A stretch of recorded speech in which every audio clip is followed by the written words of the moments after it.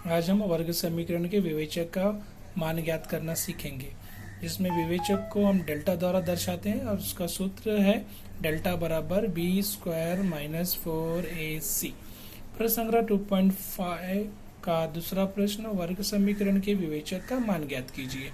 पहला प्रश्न है x square plus 7x minus 1 बराबर 0। यह वर्ग समीकरण के मानक स्वरूप में है, तो यहाँ पे इसके नीचे वर्ग समीकरण का मानक स्वरूप हम लिख देंगे बराबर 0 से तुलना करने पर ax square plus bx plus c बराबर 0 यह वर्ग समीकरण का मानक स्वरूप है। से तुलना करने पर अभी देखो यहाँ पे a के ऊपर कोई भी नंबर नहीं दिखाई दे रहा है यहाँ पर, तो यहाँ पर कुछ नहीं, तो 1 है।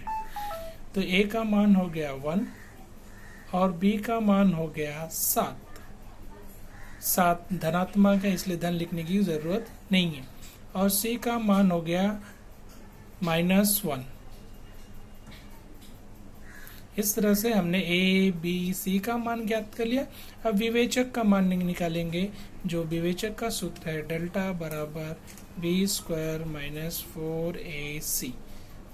बराबर के नीचे बराबर लिखेंगे, b का मान 7 है, 7 लिख दिया। यहाँ पर b का वर्ग है तो 7 का भी वर्ग हो जाएगा, माइनस 4 और a के बीच में कोई भी निशान नहीं है, चिन्ह नहीं है, तो यहाँ पर हम गुणे का चिन्ह लगाएंगे।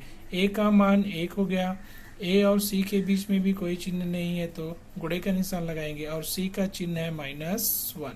माइनस होने की वजह से इसको हम ब्रैकेट में लिखेंगे। बराबर के नीचे बराबर लिखेंगे, 7 का वर्ग 49, फिर माइनस का गुणा माइनस में हो जाएगा तो हो जाएगा प्लस, 4 का गुणा 1 में होगा, फिर जो हो आएगा उसका 1 में गुणा होगा, 4 1 कम 4, 4 1 कम 4। फिर 49 भी धनात्मक है, 4 भी धनात्मक है, 49 और 4 53। इस तरह से डेल्टा का मान आ गया 53। अभी हम दूसरा प्रश्न देखेंगे। दूसरा प्रश्न है 2y square minus 5y plus 10 is equal to 0। 2y का वर्ग माइनस 5y प्लस 10 बराबर 0। अब इसके नीचे हम वर्ग समीकरण का मानक स्वरूप लिखेंगे, जैसे पहले वाले प्रश्न में लिखा था ax square plus bx plus c। अभी यहाँ पे देखो चरांक, पहले वाले प्रश्न में चरांक x था, यहाँ पर y है, तो यहाँ पे जब मानक स्वरूप हम लिखेंगे तो x की जगह पर y लिखेंगे। ay का वर्ग प्लस by प्लस c बराबर 0 से तुलना करने पर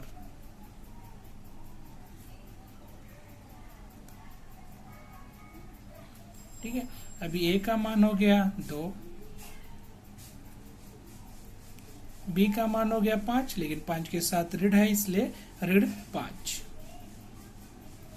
c का मान क्या हो जाएगा, c का मान 10।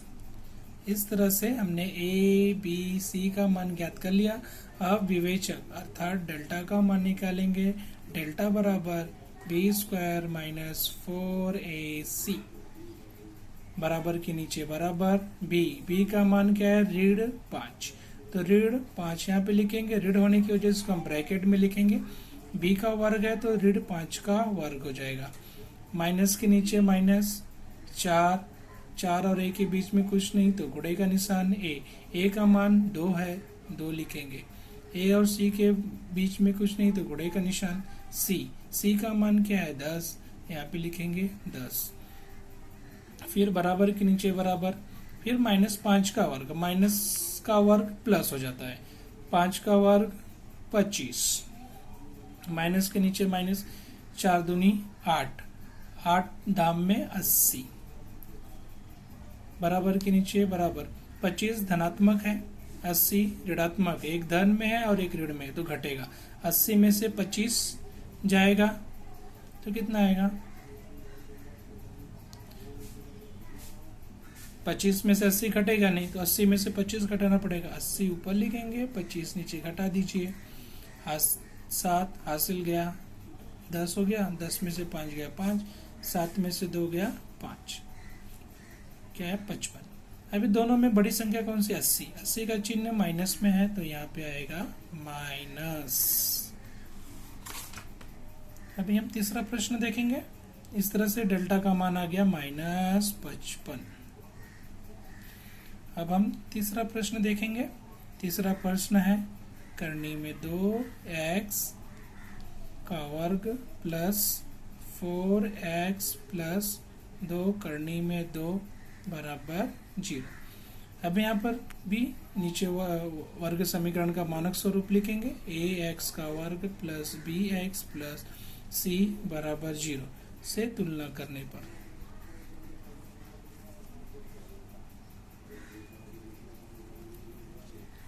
a का मान हो जाएगा करनी में 2,